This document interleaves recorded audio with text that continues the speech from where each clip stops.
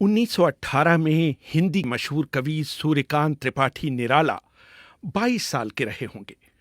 उन्होंने अपनी आत्मकथा कुल्ली भाट में लिखा था, मैं दालमऊ में गंगा के तट पर खड़ा था।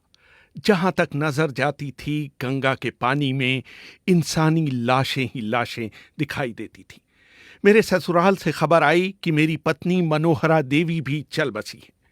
मेरे भाई का सबसे बड़ा बेटा जो कि 15 साल का था और मेरी 1 साल की बेटी ने भी दम तोड़ दिया था।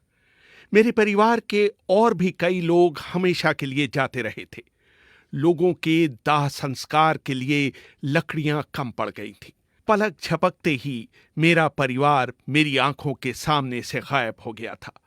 मुझे अपने चारों तरफ अंधेरा ही अंधेरा दिखाई देता था। अखबारों से पता चला था कि ये सब एक बड़ी महामारी के शिकार हुए थे। निराला का परिवार ही नहीं, भारत को आजादी दिलाने वाले महात्मा गांधी भी लाखों लोगों की तरह इस जानलेवा बीमारी स्पेनिश फ्लू के शिकार हो गए थे। गांधी की पुत्रवधू गुलाब और पोते शांति की मौत भी इस बीमारी से हुई थी। अगर गांधी इस बीमारी से न ठीक हुए होते तो शायद भारत की आजादी की लड़ाई का इतिहास दूसरे ही ढंग से लिखा जाता। इस महामारी ने करीब 1 करोड़ 80 लाख भारतीय लोगों की जान ले ली थी। कहा यह भी जाता है कि मशहूर उपन्यासकार प्रेमचंद भी इस बीमारी से संक्रमित हुए थे। इतिहास के पन्नों में इसकी इतनी चर्चा नहीं होती, लेकिन इस महामारी के कारण ही ब्रिटिश सरकार के खिलाफ लोगों का रोष आसमान छूता चला गया था।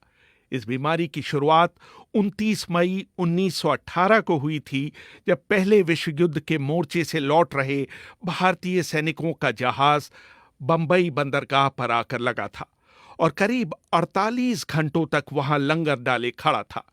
मेडिकल इतिहासकार और राइडिंग द टाइगर पुस्तक के लेखक अमित कपूर लिखते हैं, 10 जून 1918 को पुलिस के 7 सिपाहियों को जो कि बंदरगाह पर तैनात थे, नज़ले और जुकाम की शिकायत पर अस्पताल में दाखिल कराया गया था। ये भारत में संक्रामक बीमारी स्पेनिश फ्लू का पहला मामला था। तब तक ये बीमारी पूरी दुनिया में फैल चुकी थी। एक अनुमान है कि इस बीमारी से पूरी दुनिया में 10 से 20 करोड़ लोगों की मौत हुई थी। जॉन बेरी अपनी किताब the great influenza the epic story of the deadliest pandemic in history में लिखते हैं, 10.5 करोड़ की आबादी वाले अमेरिका में इस बीमारी से करीब 6,75,000 लोग मारे गए थे। 1918 में इस बीमारी से पूरी दुनिया में इतने लोग मर चुके थे जितने पहले किसी बीमारी से नहीं मरे थे। 13वीं सदी में फैली ब्यूबोनिक प्लेग में यूरोप की 25% आबादी जरूर खत्म हो गई थी, लेकिन तब भी 1918 में फैले स्पेनिश फ्लू से मरने वालों की संख्या उससे भी अधिक थी। जॉन बेरी आगे लिखते हैं, 1918 की महामारी में 24 हफ्तों में जितने लोग मारे गए थे उतने एड्स से 24 सालों में नहीं मरे हैं। इस बीमारी का सबसे अधिक असर पीड़ित के फेफड़ों पर पड़ता था। उसको असहनीय खांसी हो जाती थी और उसकी नाक और कभी-कभी कान और मुंह से खून बहने लगता था। पूरे शरीर में इतना दर्द होता था कि लगता था कि सारी हड्डियां टूट जाएंगी। मरीज की खाल का रंग पहले नीला, फिर बैंगनी और अंत में काला हो जाता था। अमेरिका में फिलाडेल्फिया में आलम यह था कि पादरी घोड़े पर सवार होकर घर घर जाते थे और लोगों से कहते थे कि अपने घर के दरवाजे खोलकर अंदर रखे शवों को उनके हवाले कर दें। वो उस अंदाज में आवाजें लगाते थे जैसे आजकल कबाड़ी वाले घर घर जाकर पुकारते हैं। शुरू में जब ये बीमारी फैली तो दुनिया भर की सरकारों ने इसे इसलिए छिपाया कि इससे मोर्चे पर लड़ने वाले सैनिकों का मनोबल गिर जाएगा। सबसे पहले स्पेन ने इस बीमारी के अस्तित्व को स्वीकार किया, इसलिए इसे स्पेनिश फ्लू का नाम दिया गया। बंबई में तो ये बीमारी फैली ही, भारतीय रेल इसे भारत के दूसरे हिस्सों में ले गई। 1920 समाप्त होते होते पूरी दुनिया में इस बीमारी से 5 से 10 करोड़ लोग मर चुके थे। दोनों विश्व युद्धों में कुल मिलाकर हुई मौतों से भी ज्यादा। भारत में सबसे अधिक करीब 1,80,00,000 लोग, यानी कि उस समय की जनसंख्या का 6%। कश्मीर की ऊंचाइयों से लेकर बंगाल के गांवों तक कोई भी इस बीमारी से अछूते नहीं रहे थे। जॉन बेरी ने अपनी किताब the great influenza, the story of the deadliest pandemic in history में भारत में इस बीमारी के फैलाव का ब्यौरा देते हुए लिखा है, भारत में लोग ट्रेनों में भले अच्छे सवार हुए, जब तक वो अपने गंतव्य तक पहुंचते वो या तो मर चुके थे या मरने की कगार पर थे। बंबई में एक दिन 6 अक्टूबर 1918 को 768 लोगों की मौत हुई थी।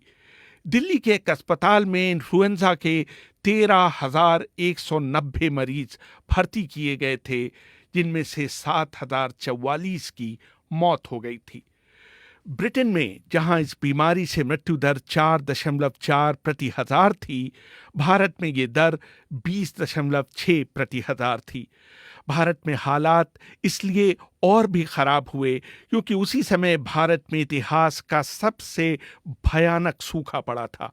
भूख से शरीर की आरोग्य क्षमता कम हो जाती है, इसलिए ये फ्लू भारतवासियों के लिए और घातक साबित हो रहा था। एक और ध्यान देने योग्य बात यह थी कि पूरे देश में पुरुषों की तुलना में औरतें इस बीमारी से अधिक मर रही थीं। शायद इसका कारण ये रहा हो कि महिलाओं को भारतीय समाज में पुरुषों की तुलना में कम खाने को मिलता हो।